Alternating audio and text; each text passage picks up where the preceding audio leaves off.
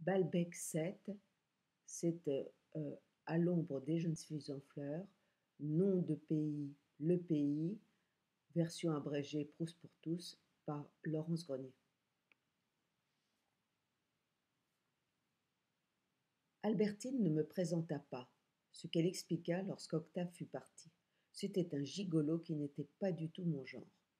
Nous croisâmes Bloch, qui me déclara aller le lendemain à Doncières voir Saint-Loup. Quoiqu'Albertine le trouvât de physique agréable, elle eut une antipathie immédiate pour lui, un intellectuel qui compliquait les choses les plus simples et en qui elle avait repéré un juif. Je me fis tout un plan de ce que je dirais à Albertine à notre prochaine rencontre. Ce fut tout le contraire qui sortit de ma bouche. En fait, je ne pouvais pas encore déchiffrer son caractère. Cette fois-ci, nous rencontrâmes André, la grande aux yeux très clairs. À ce moment-là, 5 messieurs passèrent.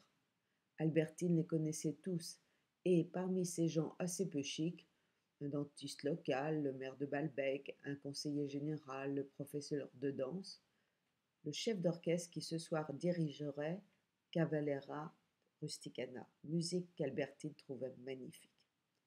Elle me confia également ce jour-là qu'elle avait été élevée par une amie dont elle me montrerait la photo, et non pas par sa tante qui ne l'aimait pas. Octave nous ayant abordés, j'appris qu'il était parent des Verdurin et que ceux-ci l'appréciaient sans réciproque de sa part. André nous quitta. Elle n'avait rien dit, et je l'avais trouvée très froide.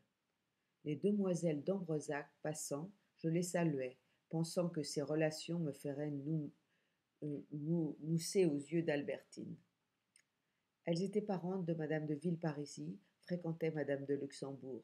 Leurs parents vivaient très simplement malgré leur grosse fortune.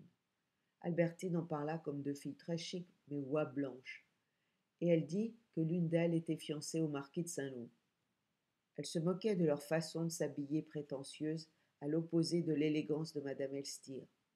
Je fus étonné de ce jugement, ayant trouvé la femme du peintre bien simplement mise. J'allais découvrir que ma nouvelle amie avait un goût très sûr pour la toilette, contrairement à moi, ainsi qu'une connaissance de la peinture qui contrastait avec son goût musical bien pauvre. Je découvris le même jour qu'elle était très intelligente, quoiqu'à des niveaux inégaux suivant le sujet. Albertine, bien que je connaisse les Ambresac, ne m'en présenta pas plus pour autant ses amis, sous le prétexte que si André était extrêmement intelligente, en revanche les autres étaient stupides. Je fus très chagriné d'apprendre que Saint-Loup ne m'avait pas fait part de ses fiançailles, et que c'était mal de garder sa maîtresse. Quelques jours plus tard, je fis plus une ample connaissance d'André, mais à cette occasion j'appris par Elstir qu'elle m'avait dit un mensonge sans importance. Pourtant, c'était un avertissement, et j'aurais dû éviter cette fille, car ce qu'on a fait une fois dans ce cas mentir, on le refait en d'autres occasions. Un jour, me promenant avec Albertine tenant un diabolo, je fus présenté à une autre des jeunes filles que j'avais jugées auparavant dure et pauvre. Son sourire engageant, ses cheveux dorés, sa figure avenante me donnèrent l'impression qu'elle m'aimait et garderait toute sa douceur rien que pour moi. Je m'imaginais même l'avoir vue rôder auprès de l'hôtel, sur la plage, dans l'espoir de me rencontrer. Albertine était très distante avec elle, car elle la trouvait perfide. Elle avait colporté des potins sur le compte d'André. Elle s'appelait Gisèle. Quand elle nous eut laissés, je demandai à Albertine pourquoi elle avait été si désagréable avec elle. La trouvait trop collante et me reprocha d'avoir trop dévisagé son amie qui, de toute façon, rentrait l'après-midi même à Paris pour préparer un examen à repasser. Rentré à l'hôtel, je convainquis ma grand-mère de me permettre d'aller faire une excursion qui pouvait durer 48 heures, et je filai à la gare. J'étais sûre que Gisèle ne serait pas surprise de me voir, et, dans le train, je pensais pouvoir prendre rendez-vous à Paris pour la rentrée. Je me disais que nous aurions un amour réciproque après lui avoir déclaré que je ne m'intéressais plus aux autres jeunes filles. J'avais déjà toute une scène écrite dans ma tête. Seule la jeune fille changeait. Je ratais Gisèle. Son train partit 5 minutes avant que j'atteigne la gare. Mais quelques jours plus tard, et malgré le peu d'empressement d'Albertine, j'avais rencontré toute la petite bande et je me mis à passer toutes mes journées avec ces jeunes filles. En elles, Je voyais la graine de ce qu'elles deviendraient plus tard. C'était évident lorsque je les voyais près de leur mère ou de leur tante, de la même façon que nous tenons de notre famille les idées qui nous font vivre ou la maladie qui nous emportera. Mais à ce moment, c'était pour elles la saison des fleurs. Je n'allais pas à Doncières comme je l'avais promis à Saint-Loup. Je refusais les promenades de Madame de Villeparisis. Je ne rendais visite à Elstir qu'avec les jeunes filles.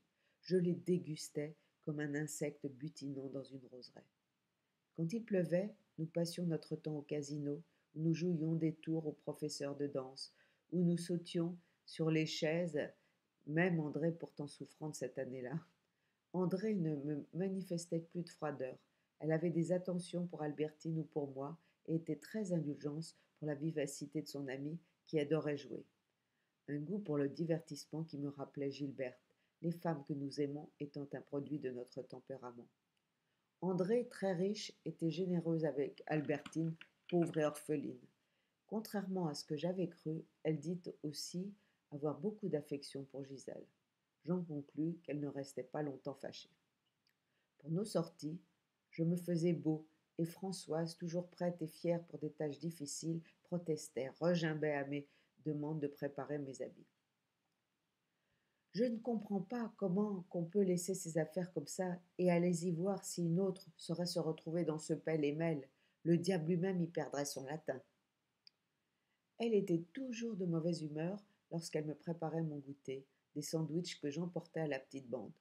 Durant ces promenades avec Albertine, André, Rosemonde, parfois d'autres, j'étais heureux de voir des régates, des courses de chevaux, des effets du soleil, tout ce que j'aurais dédaigné avant mes nouvelles amies, du temps où je recherchais le mauvais temps et la brume enveloppant cette antique région. Elstir m'ouvrit les yeux sur la beauté des courses hippiques, les taches de couleur qu'étaient jockeys et chevaux, la joliesse des femmes souvent très élégantes, les jeux de l'ombre et du soleil, la beauté des régates, de la mer par beau temps se confondant avec le ciel. Albertine posait des questions sur les toilettes féminines, sur les yachts et sur les courses que décrivait Elstir qui partageait son goût pour une élégance raffinée dans la simplicité. Moi, qui essayais, avant mes conversations chez le peintre, d'abstraire de ma vue de la mer les silhouettes qui s'y découpaient, je les trouvais à présent charmantes. Nous rencontrions parfois les sœurs de Bloch, qu'Albertine trouvait vulgaires et typiques de leur tribu d'Israélites, avec lesquelles d'ailleurs elle n'avait pas le droit de jouer. Parfois, nous goûtions dans une ferme-restaurant où nous pique-niquions sur la falaise. Les gâteaux étaient instruits, les tartes étaient bavardes. Il y avait dans les premiers des fadeurs de crème et dans les secondes des fraîcheurs de fruits qui en savait long sur Combray, sur Gilberte, non seulement la Gilberte de Combray, mais celle de Paris, au gâteau de qui je les avais retrouvés. Il me rappelait ces assiettes à petits fours, des 1001 nuits qui distrayaient tant de leur sujet, ma tante Léonie, quand Françoise lui apportait un jour Aladin ou la lampe merveilleuse, un autre Ali Baba, le dormeur éveillé ou Simbad le marin, embarquant à Bassora avec toutes ses richesses. J'aurais bien voulu les revoir, mais ma grand-mère ne savait pas ce qu'elles étaient devenues et croyait d'ailleurs que c'étaient de vulgaires assiettes achetées dans le pays. N'importe, dans le gris et champenois Combray, leurs vignettes s'encastraient multicolores, comme dans la noire église les vitraux aux mouvantes pierreries, comme dans le crépuscule de ma chambre les projections de la lanterne magique, comme devant la vue de la gare et du chemin de fer départemental les boutons d'or des Indes et des lilas de Perse, comme la collection de vieux chines de ma grand-mère dans sa sombre demeure de vieille dame de province.